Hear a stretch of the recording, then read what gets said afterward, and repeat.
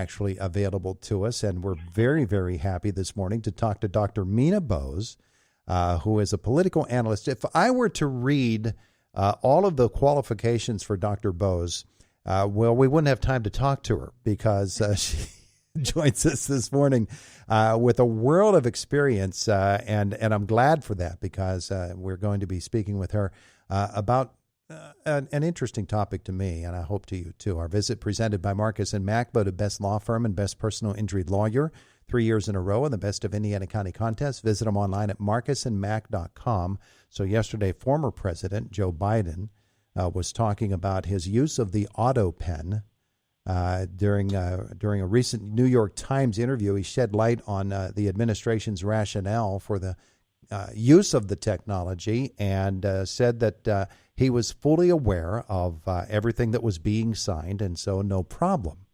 However, there are conflicting reports about that, and that's what we wanted to talk to Dr. Bose about because, Dr. Bose, I guess when it comes right down to it, we need to be confident as a voting public that the people that we elected are the people who are making the decisions. Is that a good way to put it?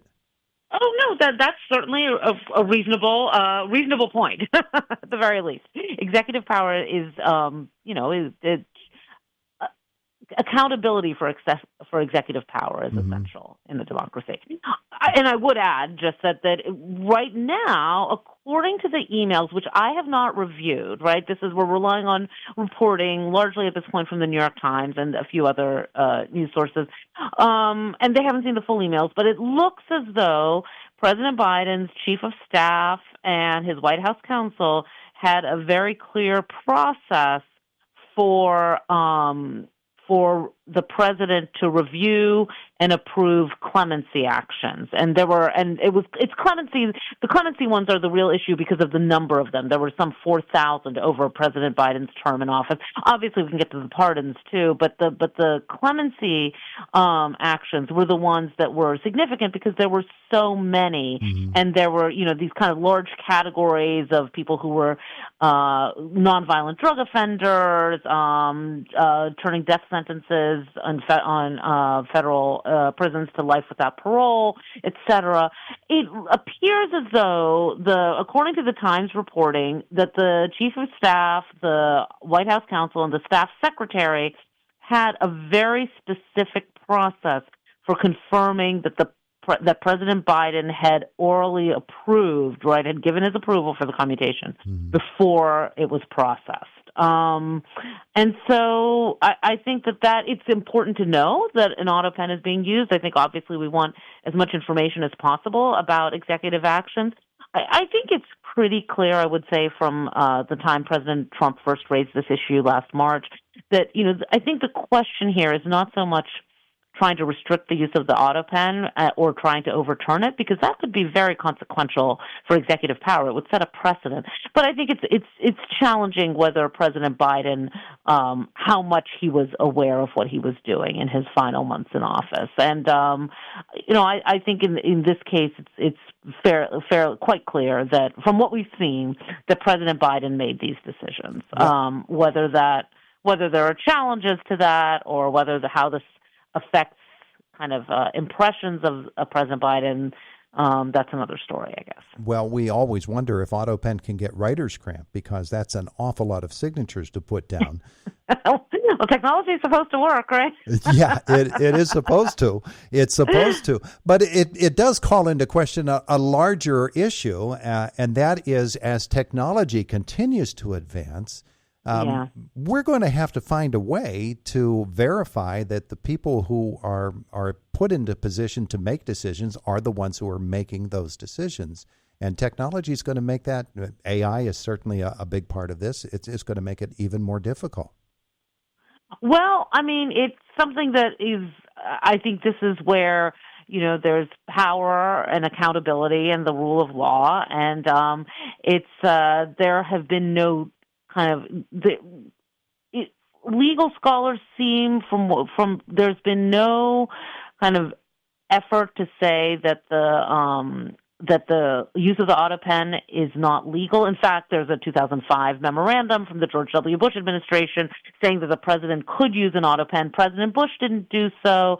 President Obama did for extending the Patriot Act, and President Trump did so, has done so for kind of letters, right, general letters. This to use it for legislation or for pardons or commutations. Obviously, that exercise of presidential power is significant.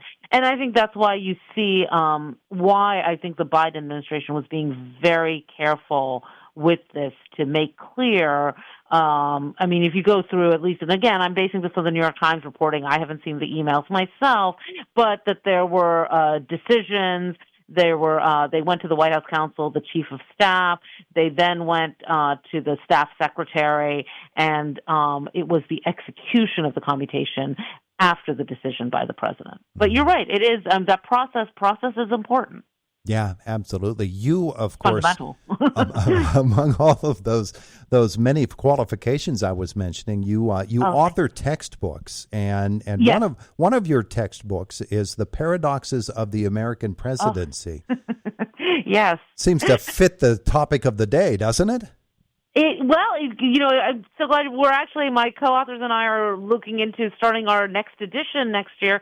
And this gets to the reason I was brought on I was fortunate to join in the fifth edition, and we have the sixth out now, to look at kind of the inherent contradictions in American democracy for the presidency. We want a strong president, but we want an accountable president. We want the president to be the best, to represent the best of us, but we also want the president to, connect to the everyday person. We want the president to have a vision, but also to be realistic. And so I think that's here. We want presidents to exercise power and to use their constitutional guarantees, to exercise that power vigorously, but we want them to be accountable as well. And I think we're seeing that addressed here. Though I don't want to be naive here. I would say I think that the President Trump is really trying to cast aspersions on President Biden's fitness for office in his final year, and whether that's persuasive or not, we'll see what the public thinks. Just a couple of moments left with Dr. Meena Bose, who I always enjoy talking with. Hey, let's talk about the last 4 or 5 presidents. Okay. Wildly contrasting styles of presidencies and approaches to the office of the presidency. That has to fascinate you. Oh, it's absolutely. The 21st century alone is when you look at from when President George W. Bush took office on January 20th, and remember when that election was so contested, and we hadn't seen that since 1888, to President Obama's surprise election, winning the Democratic nomination was a huge surprise. Then 8 years later, President Trump winning, and again, we saw what we had in 2000, electoral college vote, but not the popular vote, then losing largely in the popular vote, but narrowly in the electoral college, the margins in a few states, to Biden, and then Trump coming back, President Trump coming back. It's just the seesaw of American politics is... It's a lot to take in and understand. I'm working on the Obama presidency now on a book, and kind of looking at what came before and what came after is much of that story. So it's an eventful time in presidency studies. I bet it is. And I bet the book's going to be fascinating, too. It has been a joy talking with you this morning. I wish we had some more time, and maybe we will in the future. Dr. Meena Bose, thanks so much. Oh, thank you for having me. I appreciate it. Have a great day today. You too. It is the voice of Indiana County. It's WCCS 101.1 FM, AM 1160, and WCCSradio.com.